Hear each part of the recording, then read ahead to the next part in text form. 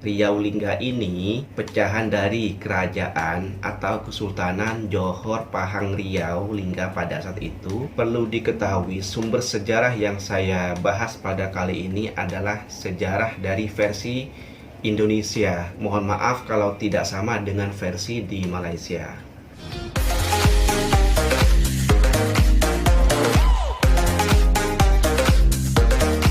Assalamualaikum warahmatullahi wabarakatuh. Jumpa lagi dengan saya Mr. Bas. Apa kabar Anda hari ini? Semoga dalam keadaan baik-baik saja, sehat walafiat dan dimurahkan rezekinya.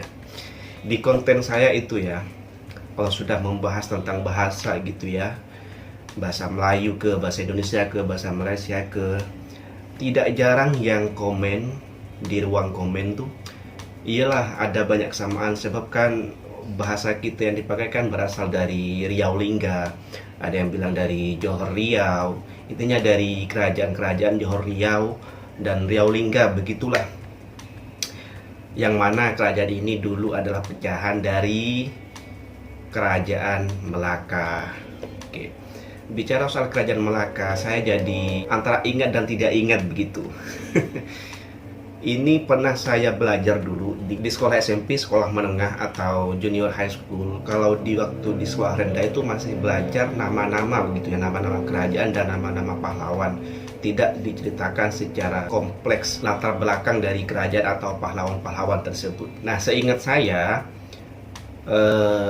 tuh belajar tentang kerajaan-kerajaan, baik itu kerajaan Hindu-Buddha, baik itu kerajaan Islam, itu ketika saya sudah menginjak di sekolah menengah pertama atau sekolah junior high school. Disitulah kita dipelajari tentang kerajaan-kerajaan dan pahlawan-pahlawan secara rinci. Nah, kali ini saya akan berbicara soal kerajaan Riau Lingga gitu ya. Bicara soal kerajaan Riau Lingga ini adalah sebetulnya pecahan dari kerajaan Johor Riau, atau juga waktu itu lebih dikenal dengan kerajaan Johor Pahang Riau Lingga. Nah, pada saat itu terpecahlah menjadi kerajaan Johor dan menjadi kerajaan Riau Lingga. Jadi pada saat itu yang menjadi sultan di kerajaan Johor dan yang menjadi sultan di kerajaan Riau Lingga adalah adik-beradik atau bersaudara gitu ya, abang adik gitu.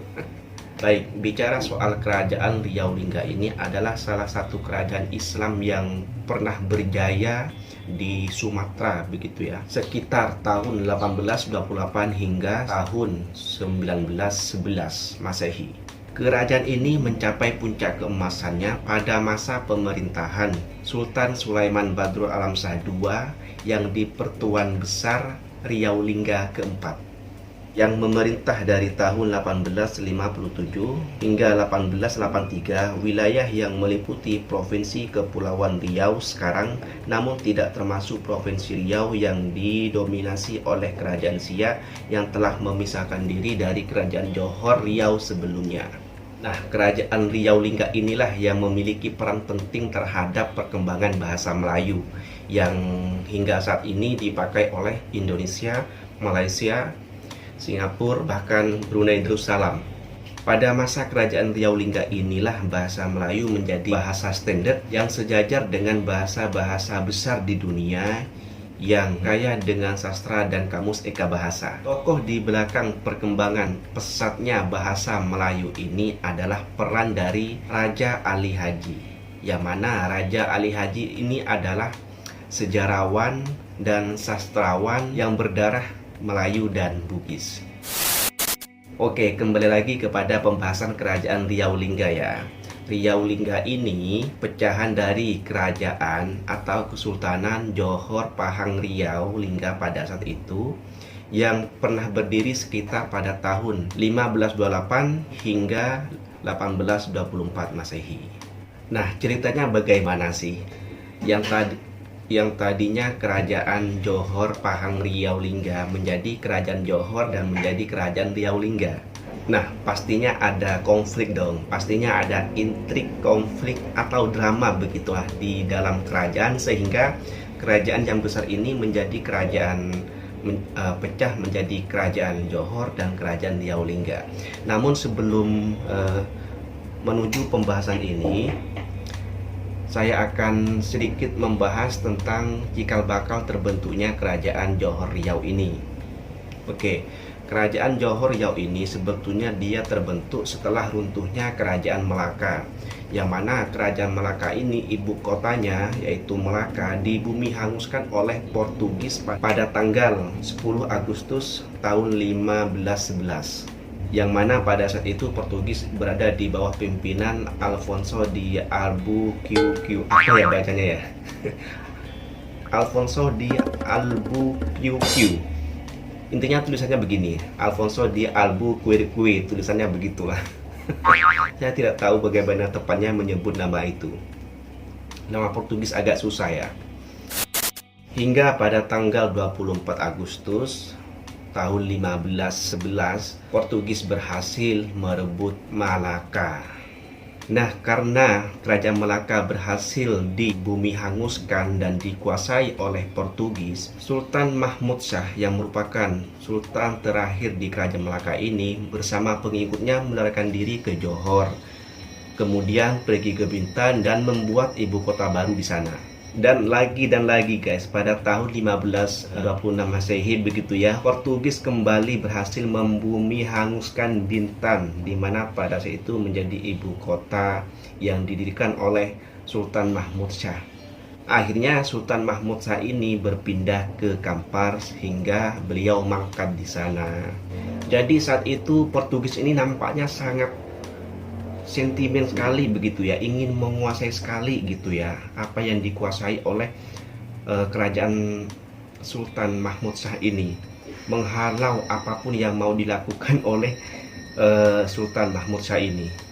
Kemudian kedudukan Sultan Mahmud Shah tadi sebagai Sultan Johor Riau digantikan posisinya oleh Aliuddin Yayat Shah II sebagai Sultan Kerajaan Johor Riau kedua, dan putranya yang lain yang bernama Muzaffar Shah menjadi Sultan Perak. Nah, pada masa-masa inilah Kesultanan Johor Riau mencapai puncak kejayaannya, puncak keemasannya, yang mencakup wilayah Johor sekarang, Pahang, Selangor, Singapura, Kepulauan Riau, dan daerah-daerah di Sumatera seperti Riau Daratan dan Jambi. Setelah mencapai puncak kejayaannya ya, hingga pada akhirnya Kerajaan Johor Riau ini mengalami kemunduran pada tahun 1812 Masehi, tepatnya setelah wafatnya Sultan Mahmud Shah ketiga, yang mana pada saat itu beliau adalah yang di-Pertuan Besar Kerajaan Johor Pahang Riau Lingga yang ke-16. Nah, kemunduran ini disebabkan oleh perebutan kekuasaan oleh kedua putranya, yaitu Tengku Husain dan Tengku Abdurrahman Muzaffar. Tengku Husain ini adalah putra pertamanya dan Tengku Abdurrahman ini adalah putra keduanya dari Sultan Mahmud Shah. Saat Sultan Mahmud Shah III ini mangkat, putra pertama beliau atau Tengku Husain ini sedang berada di Pahang. Karena Baginda Raja harus segera dimakamkan, maka Tengku Abdurrahman ini segera memutuskan untuk segera memakamkan Baginda Raja, karena untuk menunggu kedatangan Tengku Husain dari Pahang ini cukup lama dan tidak mungkin menunggu lebih lama lagi. Akhirnya segeralah beliau dimakamkan. Nah, disinilah intrik, konflik, drama keluarga kerajaan ini dimulai, di mana setelah ketibaannya Tengku Husain di tempat, Tengku Husain ini menuntut haknya, bahwa beliau inilah yang berhak untuk menjadi raja, karena Tengku Husain ini adalah anak pertama, dan Tengku Husain ini juga masih ingat wasiat dari ayahnya bahwa yang akan menggantikan posisinya memerintah kerajaan Riau Lengga ini adalah putra pertamanya alias Tengku Husain. Sementara Tengku Abdurrahman ini berdiri pada prinsipnya bahwa yang menggantikan kedudukan kesultanan sebelumnya harus ada di samping ayahnya ketika dimakamkan. Akan tetapi Tengku Husain ini pada saat beliau dimakamkan tidak ada di tempat, sehingga Tengku Husain ini tidak berhak untuk menggantikan kedudukan ayahnya. Yang berhak adalah Tengku Abdurrahman, karena beliau pada saat itu berada di samping ayahnya saat pemakaman. sehingga disinilah terjadi perebutan kekuasaan begitu ya. Dan konflik ini, intrik yang terjadi dalam kerajaan ini dimanfaatkan oleh kedua pihak, yang mana pada saat itu dari pihak Tengku Hussein didukung oleh pihak Inggris, Tengku Abdurrahman didukung oleh pihak Belanda. Jadi Inggris dan Belanda ini semakin memanaskan suasana gitu ya, mengompor-ngompori gitu ya, memanas-manaskan. Yang dari Inggris, ayo Tengku Hussein, rebut kekuasaan itu, rebut. Yang dari Tengku Abdurrahman dipanas-panaskan oleh Belanda, ayo pertahankan kekuasaan itu, kamu yang lebih berhak menguasai kerajaan ini. Begitulah. Saya jadi ingat kisah Mahabharata, yang mana di situ ada tokoh Sengkuni yang kerjaannya itu mengompor-ngompori, memprovokasi pihak Kurawa untuk selalu menentang Pandawa begitu ya. Jadi seperti itulah peran dari Belanda dan Inggris ini untuk memprovokasi dua belah pihak ini untuk biar semakin panas begitulah. Nah, karena tidak ada yang mau mengalah, Tengku Abdurrahman tetap kepada pendiriannya bahwa dia paling berhak menjadi pengganti dari ayahnya, dan Tengku Hussein pun juga demikian, menjadi orang yang sangat berhak untuk menggantikan kedudukan ayahnya karena beliau adalah anak pertama dan dia mengingat wasiat ayahnya, di mana beliaulah yang menjadi pengganti ayahnya. Hingga pada akhirnya kerajaan Johor Riau ini terpecah menjadi dua kerajaan, yaitu kerajaan Johor dan kerajaan Riau Lingga.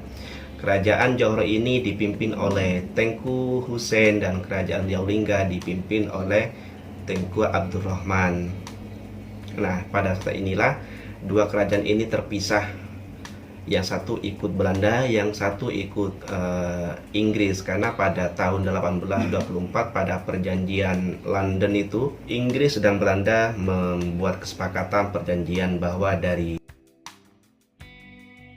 punya Inggris dan dari itu punya kekuasaan Belanda.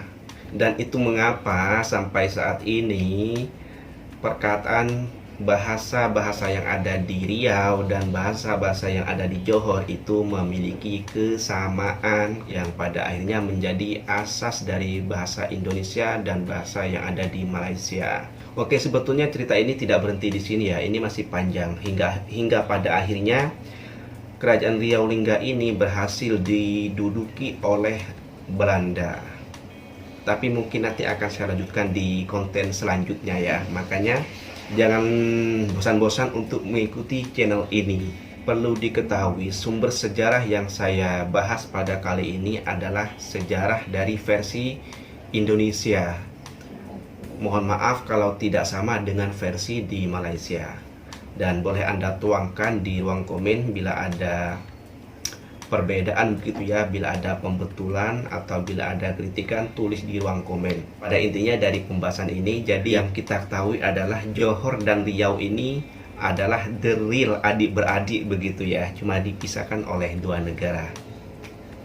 Oke, mungkin cukup sampai sekian, kurang lebihnya saya mohon maaf. Sebelum saya menutup topik ini, saya ingin mengucapkan mohon maaf sebesar-besarnya apabila ada kesalahan atau kesilapan yang keluar dari lisan saya. Apabila Anda suka dengan video ini, silahkan di like dan jangan lupa untuk di subscribe serta bunyikan tombol loncengnya agar Anda mendapatkan notifikasi apabila ada postingan baru. Sampai jumpa di next konten. Wassalamualaikum warahmatullahi wabarakatuh.